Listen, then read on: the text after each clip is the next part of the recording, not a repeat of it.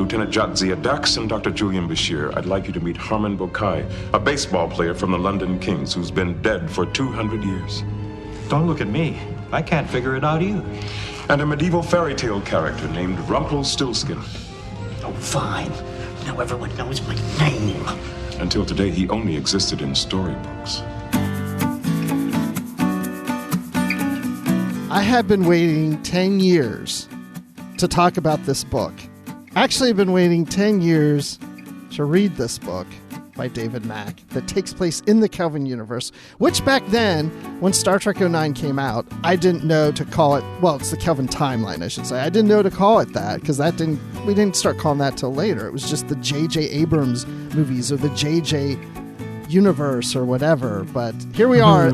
Welcome everyone to Positively Trek. We are going to talk about the new Star Trek novel, More Beautiful Than Death, with David Mack, who's in the house. And of course, Dan is in the house right now. Dan, how are you doing? Hey, Bruce, doing well. Excited to talk about this novel. And yeah, like you, 10 years I've been waiting for this. And I want to say I was looking on Goodreads just a few minutes ago, and it said lists that this book is on. And it said books we cannot wait for in 2010. Well, as I mentioned, David Mack, the author, is on. David, I'm sure you've been waiting a long time hoping this would happen. Actually, I gave up hope that this would happen quite some time ago. The moment I was told that my book and 3 others that had been commissioned in the sort of cinematic universe were all being pulled at the same time, and that it was a big political mess involving multiple parties, I thought, well, that's it. This book will never see daylight.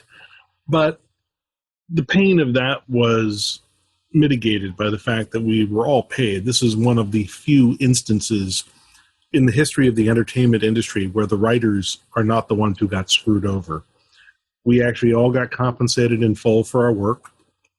As it turns out, 2 of the 4 books ended up being repurposed by their authors and became other Star Trek books. And the remaining 2, mine and Ellen Dean Foster's, were selected last year when I guess the political climate between the various power players had changed, and they needed to fill some spaces in the schedule. And they said, well, let's resurrect these books. And the decision was made, and nobody objected. And so these books that had been indefinitely postponed were suddenly rescheduled. And you know, I had, by that point, it had been years since I had thought about the book. I thought, well, this book will never see the light of day. I had taken it off my website. I still listed it on my bibliography as a book I had written and been paid for, but I had a little asterisk next to it and a little notation that said unpublished. And then suddenly it's being published. So I had to revise it and get it out there. And it kind of took me by surprise, but it wasn't like I spent 10 years thinking, maybe this will be the year they'll pull it out of mothballs. Maybe this will be the year. I just simply let it go. I was like, nah, it's dead. Move on to the next project. Move forward. Okay, so I've never written a novel. I've never spent time on that. I can't imagine spending so much time on that and then it never sees the light of day. Did it bother you, or just you're like, well, it was a job. I did the job. I got paid. If no one reads it, fine. Well, it wasn't so much if no one reads it, fine. There's a measure of disappointment. I put a lot of effort into it. I tried to write a story that would feel correct for this cinematic version of Star Trek as opposed to the original series, let's say. And I thought that people who enjoyed the J.J. Abrams films and its interpretation of the Star Trek universe and the Star Trek characters would enjoy this book. I thought that, this was something I had crafted so that it would feel of a piece with that universe. It would have the right dialogue. It would have the right tempo, the right kind of loose and fast approach to technobabble. The idea of just run and shoot offense and get it done. So there was a bit of disappointment. I thought, I really thought people were going to enjoy this. And when you put that much work into something, you do want it to get out there and you do want to see how people react to it. On the other hand, I'd have been a lot more upset had I not been paid. But I was paid. I was compensated in full. I received everything I was promised in my contract. And I really had no basis for complaint, aside from the fact that they shelved the book. But that happens. It's the sort of thing that happens to most writers, especially media tie-in writers, usually at least once in your career. Something like that will happen. A project you're working on, suddenly the project, the plug gets pulled on it, and there's no explanation, and all the work you've done up to that point just goes into the abyss. I've had projects where, no others where I've gotten as far as, say, having a whole novel written and edited and in production with a cover before it got pulled. But I've had some where we've done extensive work in the planning and the outlining phase. And then suddenly someone just says, well, they decided not to go forward and we're not doing the book. I've had that happen. I've had plenty of friends to whom that has happened. It's just one of those hazards of the business. I think I remember months ago we had talked to you about this book coming out, and you had to make at least one adjustment to it. There was one. There was really only one case where a line of dialogue near the beginning of Star Trek Into Darkness contradicted a few of the facts on the ground in the novel. And in order to make my novel align with this canonical line of dialogue spoken by James Kirk in Into Darkness, I had to go through and make some tweaks. I had to alter the outcomes of a few scenes, change a few sentences here and there. I didn't have to do a radical rewrite. I didn't have to radically alter the plot.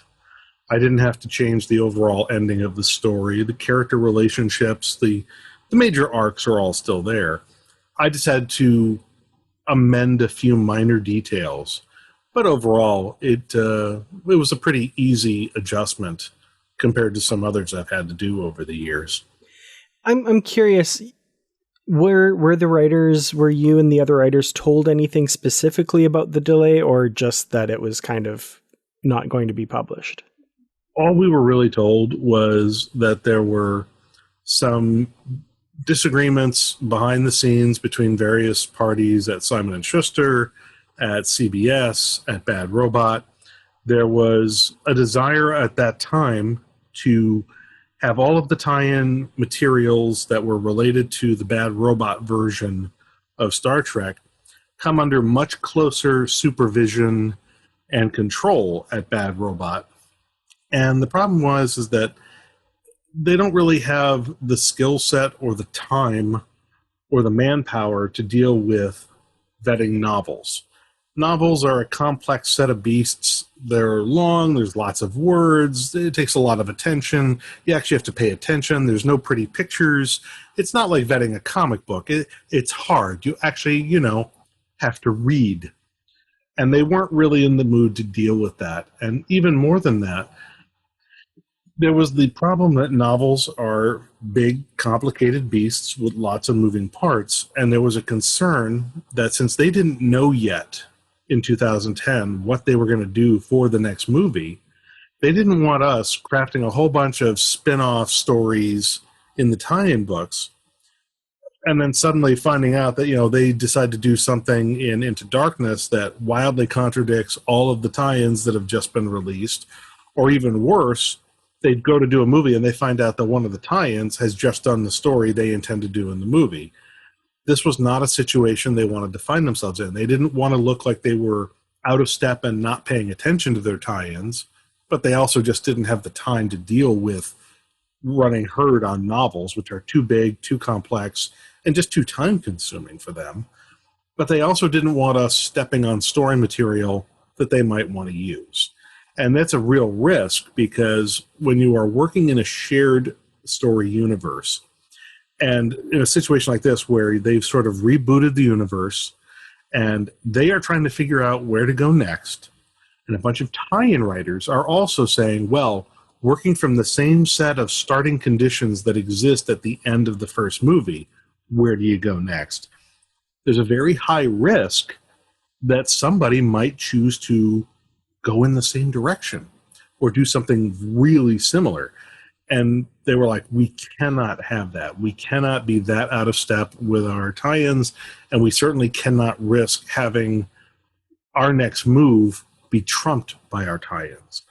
And so the decision was made, it's just safer to keep the Kelvin tie-ins to comic books, which one of our people writes, and therefore we can write her, because they're really very short stories in a graphical format. Much easier to comprehend, pitch, much easier to write herd on the story content. And so we were told, look, it's too big of a hassle. So we're just not going to do the books for a while, at least not on the Kelvin side. We're going to let them have their universe to themselves until they tell us it's okay for us to do some stories.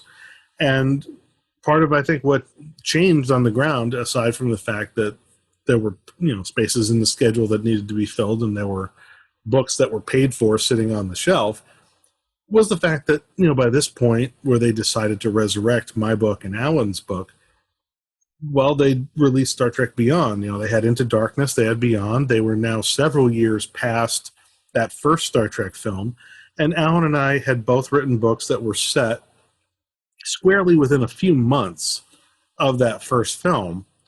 And we hadn't really contradicted anything that they did in Into Darkness or Beyond. And we were able to just drop them in like continuing voyages. And they said, all right, it's highly unlikely that the film team is going to go back and do a retro fill between movies 1 and 2. It's almost unheard of. So you guys are clear to go. And I think that was really just a matter of, time passed and the sense of anxiety about, will we step on their toes? Will they step on ours? Once they had a few movies in the can, that really just wasn't a problem anymore. I was afraid you were going to say they were okay with releasing the novels now because they're really not going to do any more movies. So there's no jeopardy in doing this. Well, I wouldn't know anything about that. I mean, as far as I know, they are still trying to figure out how to do another one. They want to do more. There's just, movies are hard. There's a lot of money involved. There's a lot of politics involved. There are many conflicting schedules on the part of both writers, directors, but also the stars who are working on multiple overlapping projects, getting all of the key players to be available during the same period of time, and then being able to have a quality production team and a director ready in the same span of time, and then be able to find a writer who has an idea worth doing, who can have a script ready in time. Frankly, it's a miracle that any movie ever gets made at all. Yeah. So they haven't called you and said, write the script, David? No, but I really wish they would.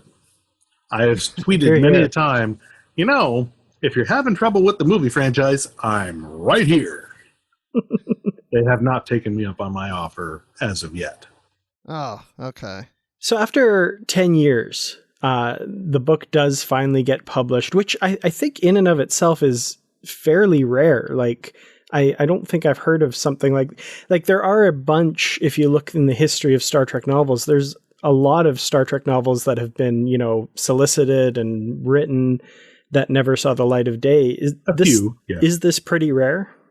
This is exceptionally rare. To the best of my knowledge, I cannot remember ever hearing of another Star Trek novel that was solicited, written, edited, laid out, had a cover, was ready to go out, in a catalog for solicitation, and got pulled and then got published finally with minimal change 10 years later. I don't know that I've ever heard of anything even remotely similar. I know of other Trek novels that have been pulled for various reasons and as a consequence never were published, at least not to this day. I don't think that they're ever going to see the light of day. I think the original version of Probe by Margaret Wander Bonanno comes to mind. We just had her on our last episode. Did she talk about that?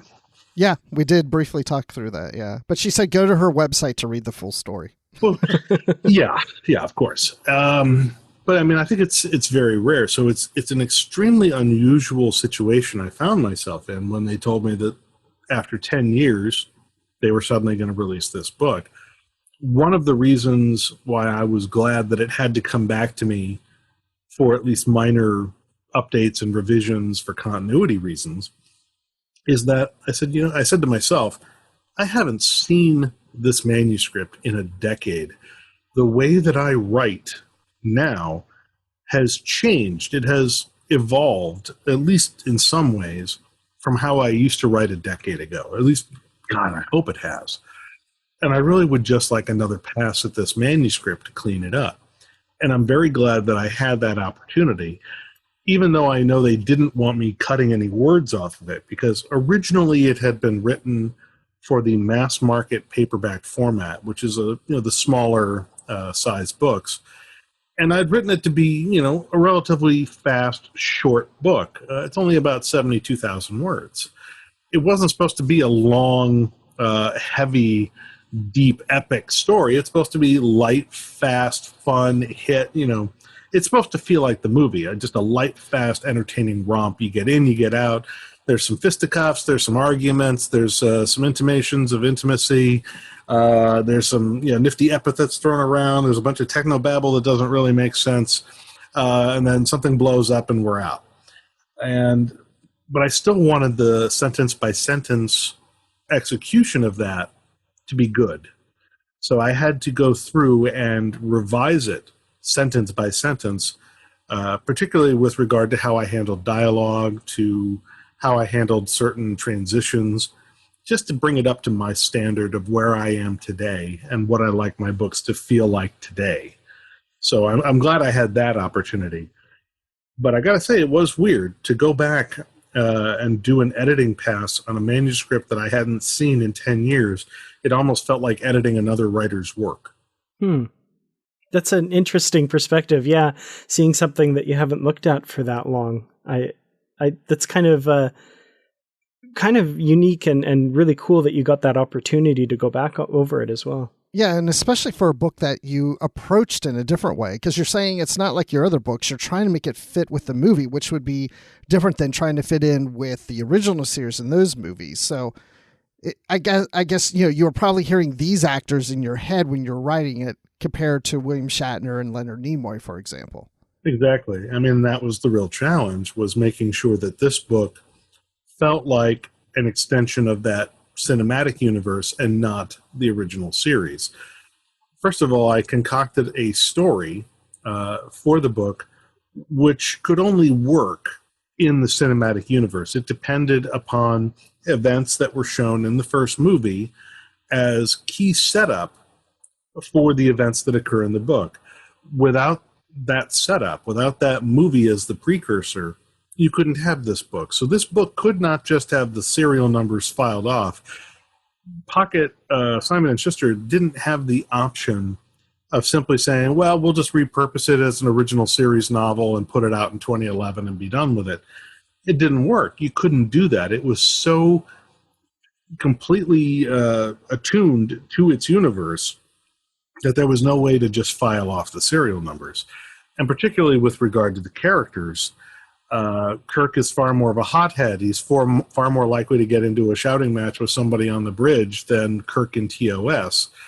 He's more likely to mouth off to someone like Sarek. He's a sarcastic rebel, as played by Chris Pine, as opposed to the original series version of Kirk, who was very much a dutiful, by-the-book officer, a guy who his friends described as, in his academy years, he was a stack of books with legs.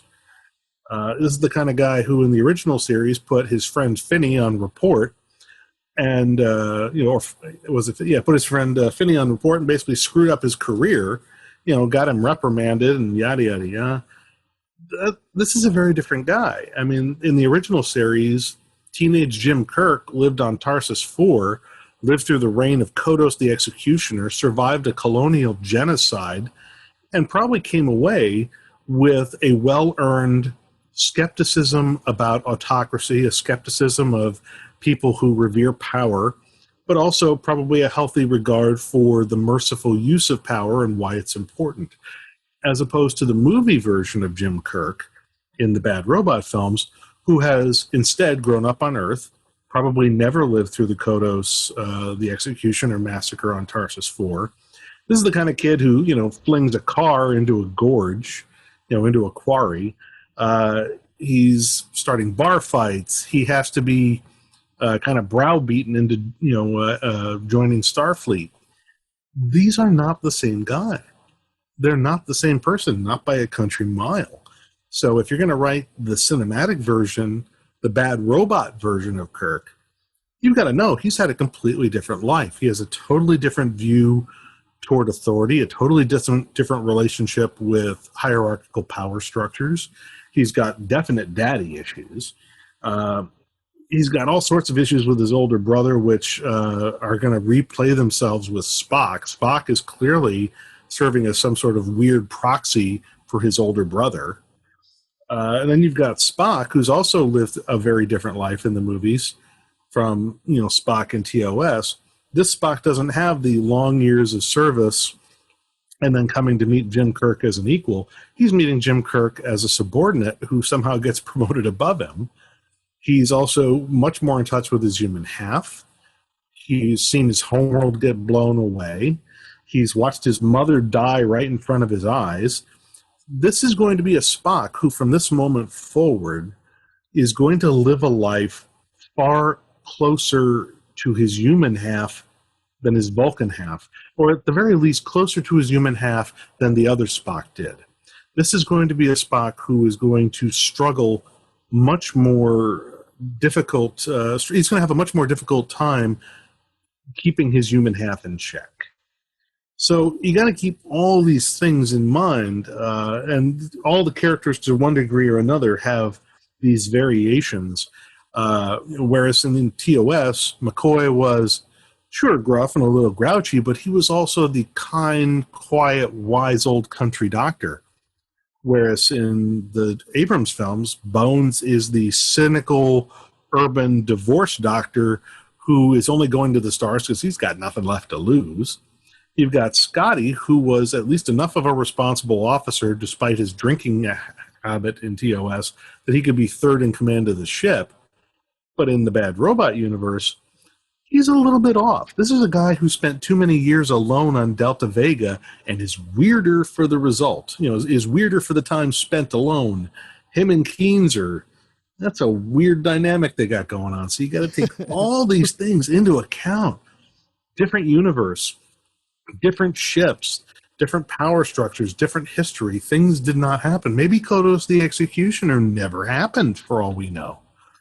But as a result, because you've got such a different starting set of circumstances and different backstories, the characters are completely different. Their outlooks are different. The way they talk is different. The way they relate to one another is different. And you've got to factor all of that in when you write in that universe. So, it's not just a matter of, you could just do a TOS story, but, think of, Quinto and Pine's voices. No, to make sure I stayed rooted in the Bad Robot universe, I didn't listen to any TOS music while writing More Beautiful Than Death. I had to listen to generic action movie soundtracks, like from other movie franchises, or I specifically listened to the 2009 Star Trek soundtrack by Michael Giacchino. I listened to his music so that I could stay rooted in the tempo and the style and the mood of the Bad Robot cinematic universe as opposed to the original series universe. I wanted to stay in that headspace, and in that respect, Giacchino's music was very helpful. Yeah, we're talking a lot of setup of the book. We haven't started digging deep into the book yet, but I just want to say out there to listeners that are somewhat new to our style of interviewing authors of books, we will be getting into spoilers. We're going to talk about this book as if you've read it, so you might want to tune out in the next few minutes or go read it, exactly, and then come back and listen to the rest of this. So, and when you're saying about the different characterizations, because this is happening in a different universe, a different timeline, it also makes me wonder about Sarek, because what I was surprised in this book is how there was almost this rift, these butting heads between Sarek and Kirk, where in a lot of times when I see stories that involve Sarek on the Enterprise, it's his relationship with Spock. So it's almost like Sarek is a slightly different person, at least in his relationships in terms with his son Spock and Kirk. Well, of course Sarek has changed. Sarek has had his homeworld blown away, just like Spock has. And Spock has lost his mother, and that's a pretty serious loss. But it's an even more serious loss for Sarek. As I have sort of learned recently in real life, unfortunately, it is one thing for a son to lose his mother. It is a completely different thing for a man to lose his wife. My mom passed away at the end of April, and as hard as that's been, the real sort of education for me has been seeing how my dad, who is now alone, seeing how he has to process and deal with grief and this hole in his life. And I've realized that it hurts a lot more to lose your wife than it does to lose your mother. Losing your mother, you almost expect, you kind of have to know at some point that if the natural order plays out, that as you get into the middle years of your life, you're probably going to have to say goodbye to your parents. But nothing in the world prepares you to lose the person you've gone through your life with. And that's what Sarek is dealing with. Sarek is processing not only the death of his wife and the death of his homeworld, but he's now got this relationship with his son where he understands that his son is sort of following in his footsteps, carrying on a romance with a human woman. But Sarek, because he has lost his wife, because he has lost Vulcan, because he is in this position of leadership, remember that Spock's family are like the Vulcan equivalent of the Kennedys. They are a political dynasty. They are considered wealthy. They are powerful. They are dynastic. And so for Spock, as the leading scion of his family, to not be visibly taking part in the repopulation of the Vulcan species, in not taking a Vulcan mate, not participating in Ponfar, in the marriage rituals or whatever you want to call it, because he is not visibly taking part, he is in a way sort of saying, well, that's just not my responsibility. What he cannot tell anybody, for obvious reasons, is because old Spock, an alternate universe version of him, is here and is sort of carrying on that function in his stead and is performing that role on his behalf with the Vulcan diaspora, Spock considers his obligation already fulfilled. The alternate version of him is already doing that. Therefore, he feels free to go on with his life and do something else that matters to him. But this is a problem for Sarek. This is a political problem. This is a PR problem. This is an image problem. This is something that he's going to get heat for from other Vulcans. That's what's going on behind the scenes with Sarek. And the reason he's butting heads with Kirk is because Kirk has not yet learned how to properly talk to authority, especially when he disagrees with authority.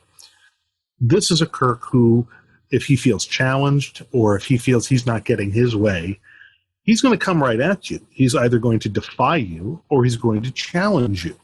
He's going to try and push you to do it his way, or he's going to try and get away with just doing it and letting the chips fall where they may, and you can suck it, and if you don't like it, well, take it up with Starfleet. He's got bigger things to do.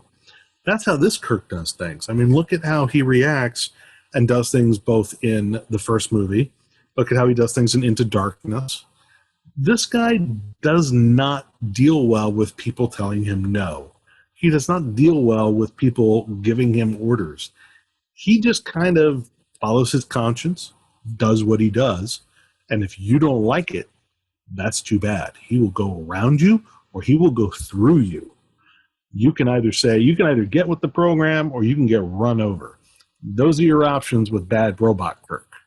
This is not the kind of Kirk who would grudgingly find a way to placate the ambassador in TOS, as he had to do many a time, even when the ambassadors were clearly stupid beyond belief and were making the dumbest mistakes. TOS Kirk swallowed his pride, followed his orders, did what they said until it became so obvious that the ambassador was either compromised, dead, or in mortal peril because of their decision, and then he would step in and he would get forgiveness later after he saved their life. But up until that moment, he would follow orders. That was TOS Kirk. That's not bad robot Kirk. These are not the same guy. They don't react the same way. Like somebody on the Trek BBS was going off saying, I just can't believe that, Kirk would get into a shouting match with Sarek on the bridge of the Enterprise. Really? Did you not watch the first movie? Did you not watch Inner Darkness? Did you not watch these characters? That's exactly who this guy is. That's exactly what he would do. That's, in fact, exactly what he did. Watch the first movie. That's exactly what he did. Yeah. So people who take me to task because this Kirk doesn't act like TOS Kirk, I just have to say, did you watch the movie? Because that's what this is. This is not TOS. Look at whose face is on the cover, pal. This is Bad Robot. This is a whole different ballgame. Well, this is also a younger Kirk, too. That first movie takes place earlier. 14 years of experience. Exactly, right. Kirk and TOS, they were impressed that he was made captain of the Enterprise at something like 35, 36 years old. That was incredible.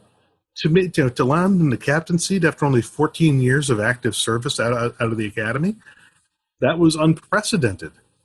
And this is a guy who, now we got to remember in Bad Robot, this Kirk has not had 14 years of service as a junior officer working his way up through the ranks. This is a guy who never had that moment on the Farragut where he saw 200 of his shipmates killed by the dichronium cloud creature and blames himself because he thought he didn't fire fast enough. This isn't that Kirk. This isn't the Kirk who served on all these other ships, who served with these other captains, who learned all these command lessons coming up through the ranks. This is not that guy. This is a guy who has, frankly, wound up in the captain's chair way before he had any business being there. There is no reason for Kirk to be a captain in the Bad Robot universe, but he is, and we have to deal with that.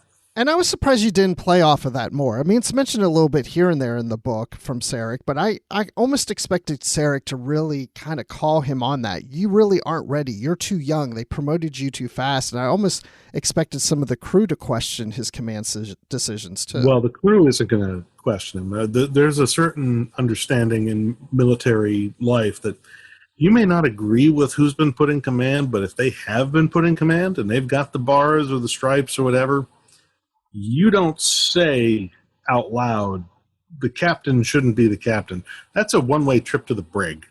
You can get yourself court-martialed for saying things like that. Or at the very least, you can get yourself, you can get your 3-day pass revoked.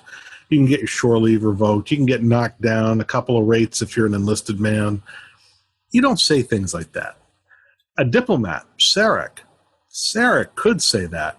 But Sarek is a diplomat. He's not going to say that. He will couch his reservations in a logical argument regarding Kirk's decision, regarding the logic of the decision itself. He won't make it an ad hominem attack. That's not what Sarek will do. Sarek will criticize the action, not the person.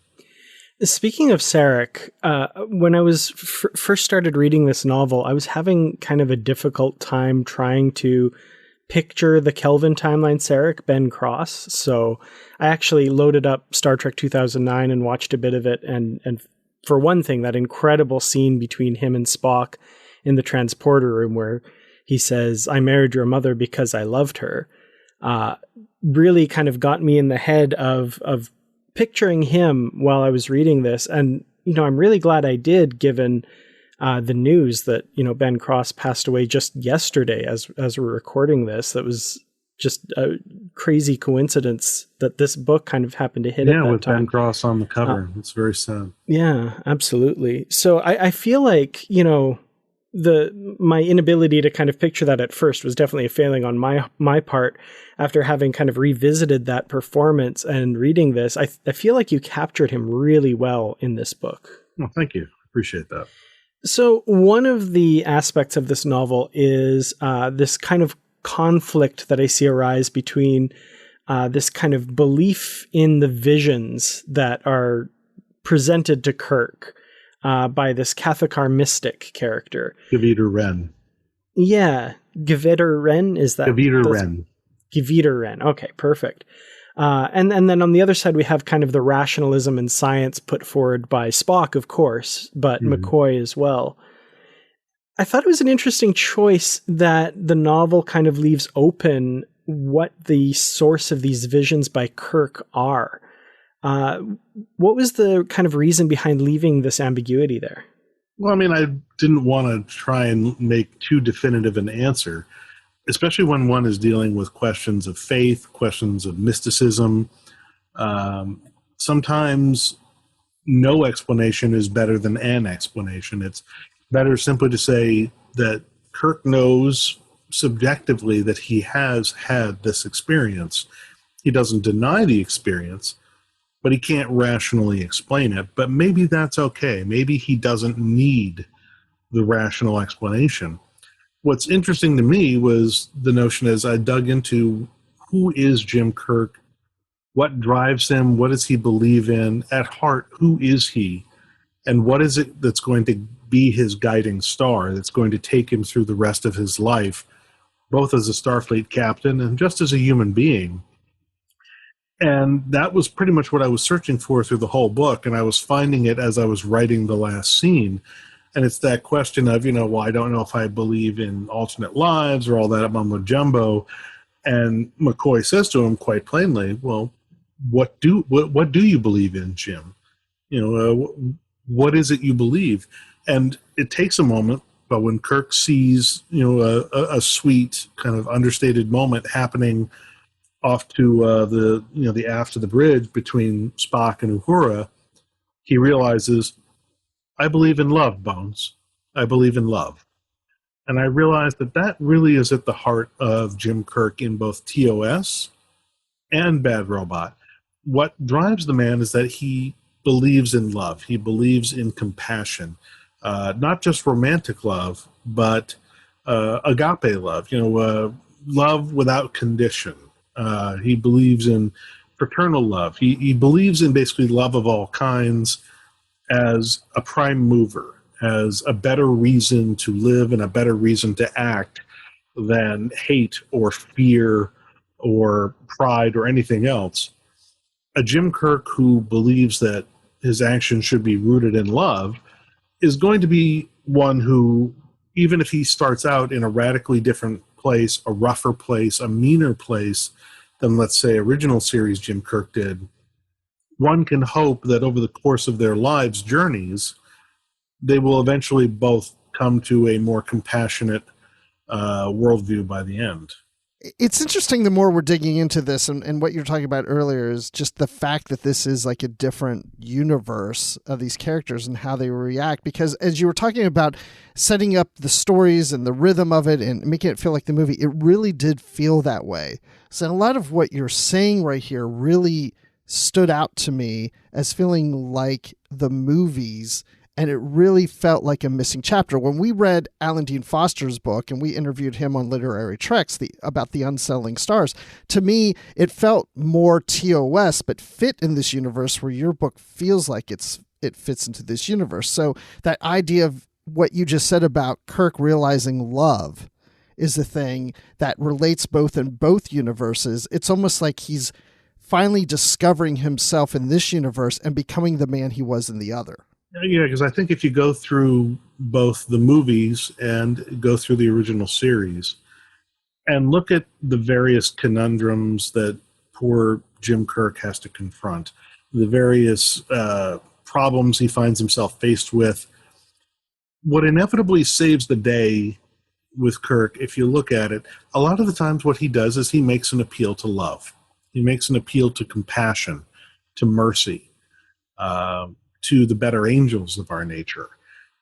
Kirk sometimes succeeds through tactical fortitude or through sheer cleverness, but when he's dealing not with machines or not with combat, when he's dealing with other sentient beings, Kirk's best moments, his greatest moments of victory, seem to come when he is able to appeal to the notion of love, when he is able to tap into a shared sense of humanity or compassion, or just shared empathy with other sentient beings.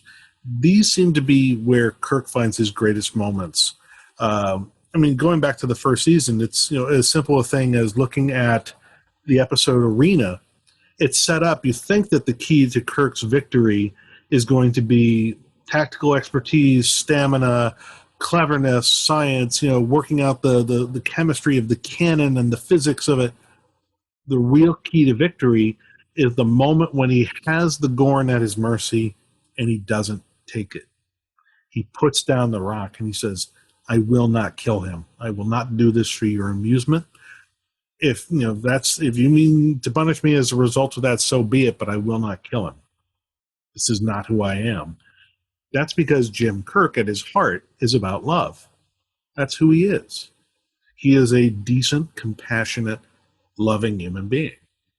And I think that the journey for Jim Kirk in the Bad Robot universe is going to be similar. He's younger. He hasn't been put to the test in the same way that his original series counterpart has by the time they respectively reach the captain's chair. But he's going to have to learn those lessons the hard way. And it's critically important because at his heart, that's who Jim Kirk needs to be. He is the heart of compassion. And then you've got sort of it's interesting. He sort of represents a balance between compassion and reason. Spock, at least in the original series, was all reason, and McCoy was all passion, and Kirk was supposed to represent the balance between the two. He was the fulcrum in the friendship, in the great trio. Whereas I think in the Bad Robot universe, I think that role is sort of more distributed. But I think that Spock is going to have to learn, just as original series Spock learned, logic is the beginning of wisdom, not the end. And I think he's farther along that journey than he realizes. The problem is he's so far to the emotional side of the spectrum that he's going to have to learn that emotion is a useful component for growth, but it is not necessarily the only component, that perhaps reason is going to have to reassert himself. He's going to have a very different journey than original series Spock. And Uhura is a completely different character in the Bad Robot universe. But yeah, I mean, if Kirk is all about love, then Spock's going to have to relearn the value of reason. And I think it would be interesting if only that we knew whether or not those incarnations of the characters are going to have the screen time to make that journey. I would be very keen to see it, but I don't know whether or not the actors would be up for making that many movies. I don't know if there would be any way to do a series concept. I think those actors would all cost way too much money to produce a weekly or even episodic series at all. So we may not ever get to see the long-term evolution of these, of the Bad Robot characters, which is too bad. But I think that there are intriguing long-term possibilities for all of them to see how they could grow, how they could change, and what that would mean in their universe as opposed to what it meant in the original series. Yeah, and if we never get those movies, then I hope we get future novels so you can fill in those blanks. One never knows. It might happen. That would be nice. Excellent. Well, I think that idea of Kirk believing in love and having compassion kind of rule what he does and how he approaches situations really leads to the main decision that he makes in this novel, which is to stay at this planet and save the people regardless of what Starfleet orders, regardless of what Sarek thinks.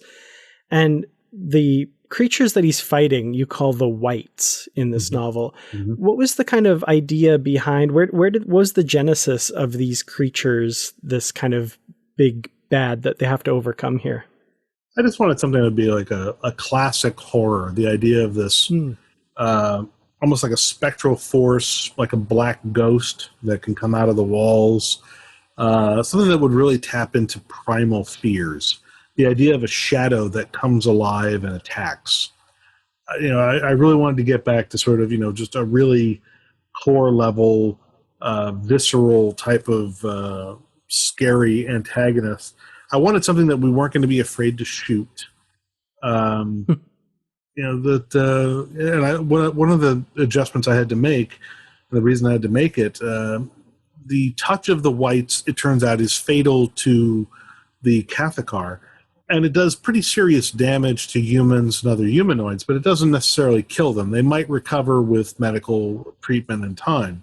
And the reason I had to make that adjustment was the one line spoken by Jim Kirk in Star Trek Into Darkness that made me wince when he said, in 2 years, 3 years, however long it's been, I haven't lost a single person under my command. Right. Not a single death under my command. And I was like, oh, you son of a bitch. I remember you telling us that before, and when I got to the scene where those officers were touched and they almost died and were in critical condition, I was like, they died originally. I know it. Oh, yeah. Yeah. Originally, he suffered, and Kirk was all sort of, broken up, having, this was going to be like a critical moment, first time losing numerous people under his command at one time. Losing several people at once. It was going to be a big moment. And then I had to pull all that out. I'm like, well, I can still have the wights represent a potentially serious threat, having them be lethal to the Kathikar, dangerous to us. Yeah. So we don't get off scot-free for fighting them. But the more important thing is if we don't fight them, the Kathikar die.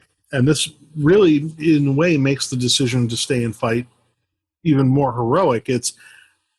We could walk away. This is not our fight. But if we do walk away, these people die. We can take the damage. We're going to stand here, and we will stand between them and harm. That's the hero's choice. I don't have to stay. I've got carte blanche. In fact, I have orders to leave. I can point to the orders and say, well, I had to leave. I was under orders. Jim Kirk says, I won't turn my back on people in danger. These people have asked for my help. I'm not leaving until I've done something to help them. Until I can actually show that I've helped them, I'm not going anywhere. And he has to make all sorts of excuses and say, well, we're going to creatively interpret the Admiral's orders. He said, as soon as possible. Well, technically it's not possible for us to leave yet because I say it isn't. So we're not. And there we go. But yeah, originally I had, I just wanted to get back to just a classic creature like something like the aliens in Aliens, where you have a faceless enemy that you just have to fight, with which you cannot reason, you cannot bargain. There's no talking, there's no bribing. It's not a matter of what do they want, it's how do we get them to stop eating us. Yeah, and the other aspect of this book that I really like is Spock's storyline, or should I say Linnell's storyline with Sarek, because she's on the ship with Sarek. They're on this mission together, and there's something going on there, and she kind of has her own will of doing things, and she's getting her Catrick arc and bringing it with her to Sarek when they're together because she needs it. She's protecting it and the ship is getting hit and it's so important to her. I'm kind of dancing around it right now, but... Well, we've already warned people that there are going to be spoilers. I know, but I don't know. I'm just kind of building up to it. But the reveal. Okay, I'm going to go ahead and say Believe me, if I could have found a way to get the whole book out of that storyline, I probably would have done it, but... The problem is that's enough storyline for an episode of television. It's not enough storyline to fill a novel. Oh. So I eventually realized I loved it, but it had to be the B story. It wasn't big enough to be the A story. But in a way it works because you've got this big sort of looming threat down on the planet that we're dealing with. And as our crew is all caught up in the middle of dealing with big, harrowing A-level threat, B-level threat is going on right under their nose, and they don't even realize it's coming until it sucker punches. Well, in the very start of the book, we see that B-level threat. Yes. It's teased to us. Mm-hmm. Indeed, and I've actually teased it in some of the advertising for the book. Spock, the opening of the book is Spock bearing witness to his own murder. Yeah, and I do want to comment on some of that teasing that you did in social media as well. I thought that was really great with the little quotes from the book and stuff. That really made me curious as to what this was all about. I got that idea from John Jackson Miller. He did that for his book, Die Standing, his Star Trek Discovery novel. And I think he said he had learned that technique actually from somebody at the Del Rey marketing department when they did it, I think, for maybe a Star Wars book he had written. And he had found it to be an intriguing marketing device. So he picked it up from them, and I saw how well he put it to use. And fortunately, I saw it in the nick of time to appropriate it right when I needed to start my advertising campaign for both More Beautiful Than Death and my original novel, The Shadow Commission, which, as it turns out, was published on the same day as More Beautiful Than Death by a different publisher. So I did the same sort of campaign for both books. So yeah, 2 David Mack books at the same time, and yet there's another David Mack author out there that's not related to those books. It's a weird thing. Oh, there's more than one. There's also there's so many David Macks, we're legion at this point. It's really quite ridiculous. So let's get into this whole idea about Linnell is actually D'Pring. So tell us how you came up with that idea. Well, it was shortly after seeing the first movie and realizing what the destruction of Vulcan would mean, the Vulcan diaspora, the few remaining survivors, those who were not lost when the homeworld was destroyed, either because they were off-world, they were serving on starships, they were living abroad, whatever.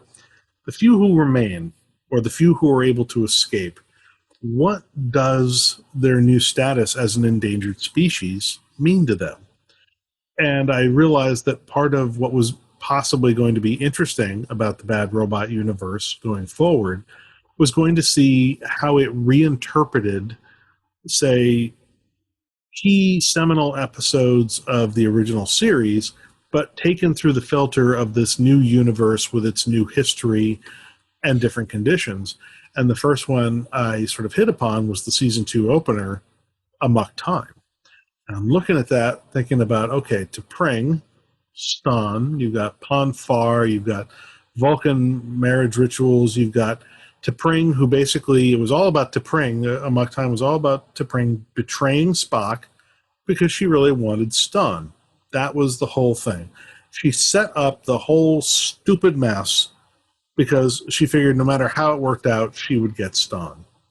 Well, I'm thinking, what if Stan died because of the whole mess with the planet being destroyed?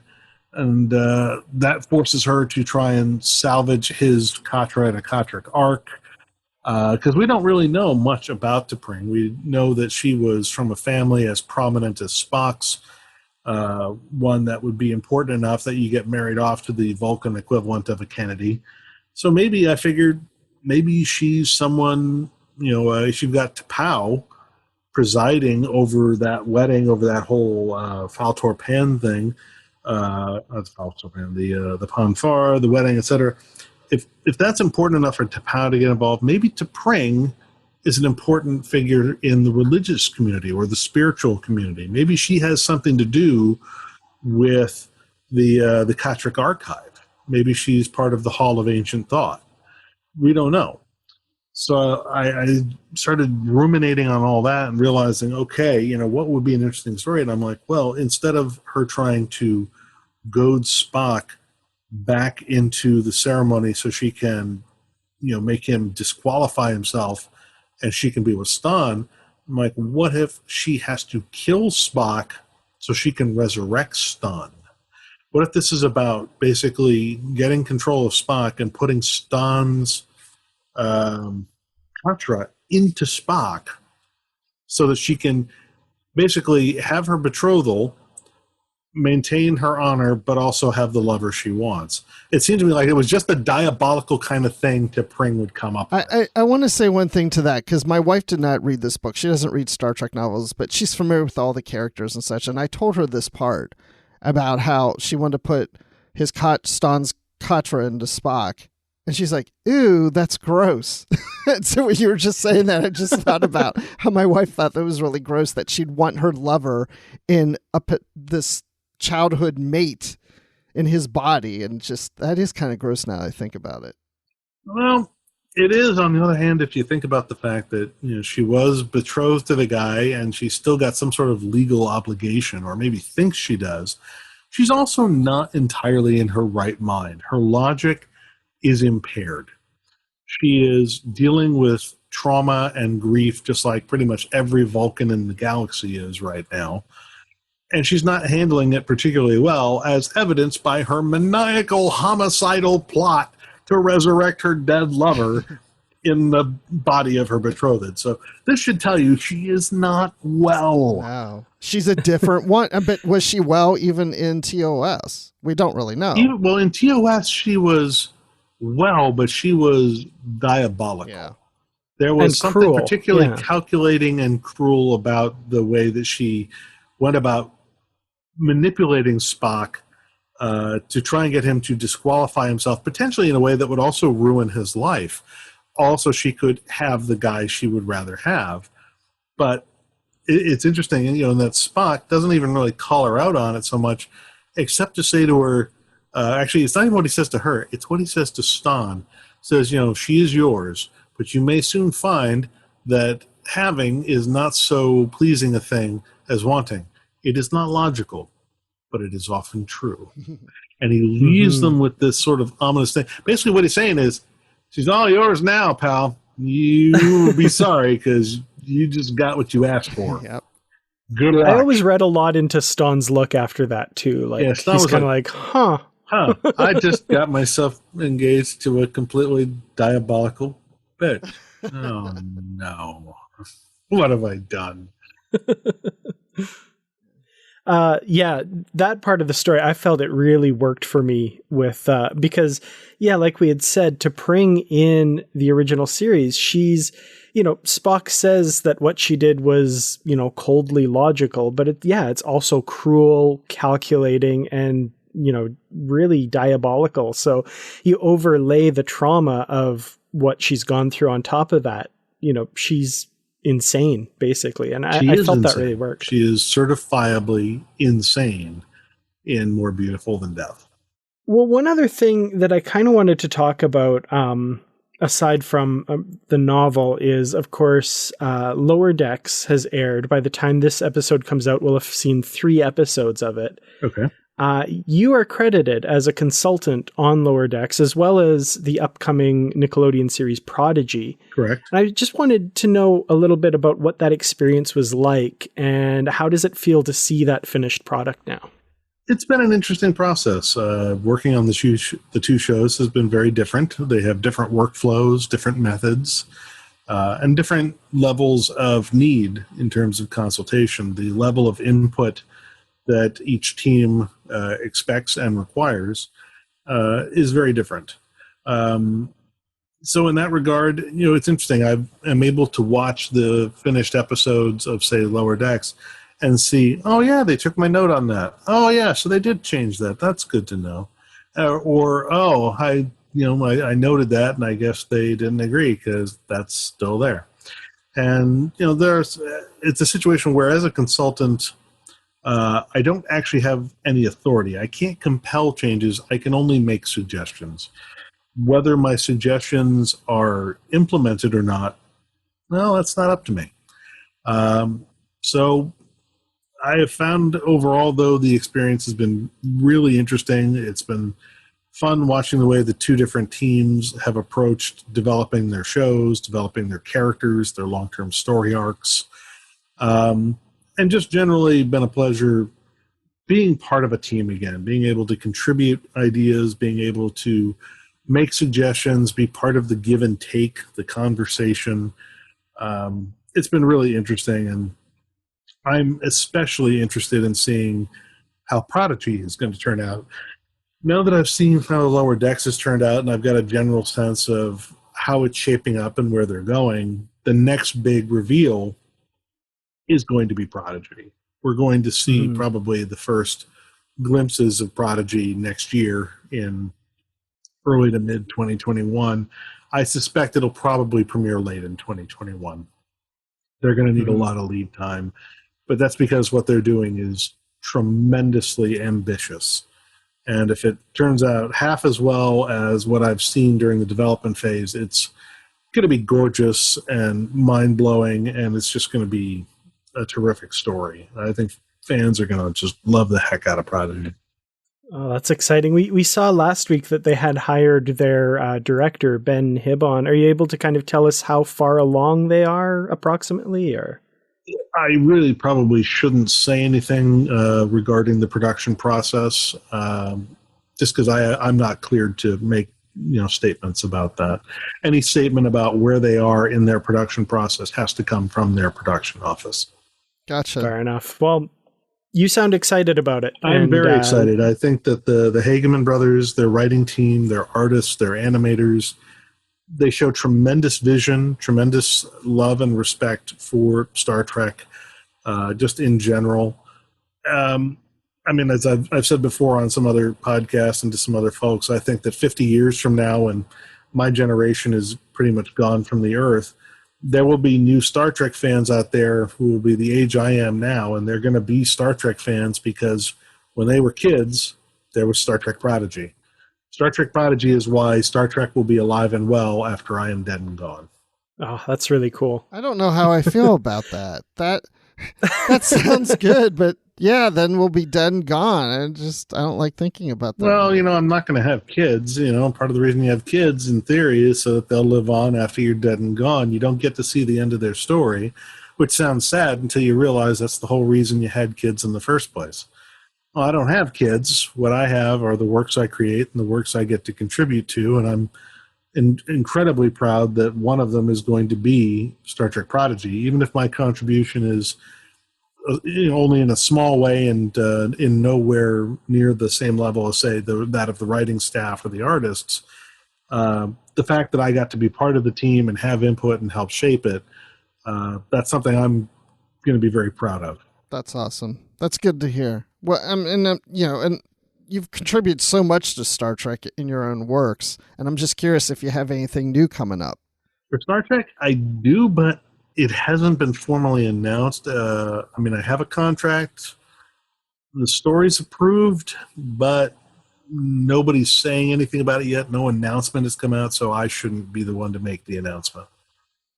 But there is more work on my plate coming from Star Trek in 2021. Fear not. Beyond that, I have the consulting work. I've got an original idea that I'm tinkering with. I don't know if it will ever be purchased. I don't know if it'll ever find a home. But that'll be a science fiction idea if it ever comes together and gets published. I have a couple short stories I'm working on for upcoming anthologies, one by Robert Greenberger, the other by Keith DeCandido, both of whom are well-known Star Trek tie-in veterans. So that's what I've got going on. I got a couple short stories in the hopper. I got a Trek novel coming out next year, and I got an original that I'm tinkering with. Awesome. So one last thing to say about this novel, if anybody's listening who hasn't read it yet, I highly recommend going and picking it up. I think it's a really great peek into this corner of Star Trek that really, not a lot has been done in it outside of, 3 films, a whole bunch of comics, and these 2 novels, and some young adult novels too that I just forgot games. about. And some games. But it's really cool. I think it's a great addition to that universe and to Star Trek as a whole. So definitely go pick it up if you haven't yet. Very kind of you to say. Thank you. And also the 3rd book of the Dark Arts trilogy came out on the same day. Go get that as well. Yes, please pick up the Shadow Commission. And if you haven't tried out the Dark Arts series, if you're the kind of person who likes to wait for a whole series to be out before you buy and read the books, well, now is the time to pick up the Dark Arts series, all 3 books, The Midnight Front, The Iron Codex, and The Shadow Commission. The series is done. Tor is not going to be buying any more of them from me, so 3 is what there's going to be. 3 is what there is. They're all out. Go get them. Yes. Now, are there audiobook versions of those? Because some people like audiobooks. Yes, there are digital audiobooks available of all 3 titles. The first 2 were produced by Macmillan Digital Audio. The 3rd is produced by Tantor. All are available through Audible. All of them are available in one format or another through most of your favorite retailers. The books are also available in trade paperback and in digital ebook formats of all kinds. Excellent. And if people want to find you online, where can they find you? They should find me at my website, davidmack, MACK.pro, P-R-O. From there, you'll find links to my social media pages on Facebook and the Twitter. But you can find everything you need at davidmack.pro, including news about my new and upcoming books and other fun stuff I public appearances. Not that I have any, because they've all been canceled this year for the reason due to the pandemic. Yes. And to everyone listening, I will have that link in the show notes because that is something that we have control of now. So. Oh, look at that. Dan's in control now. Wow. Don't get drunk on the power there, man.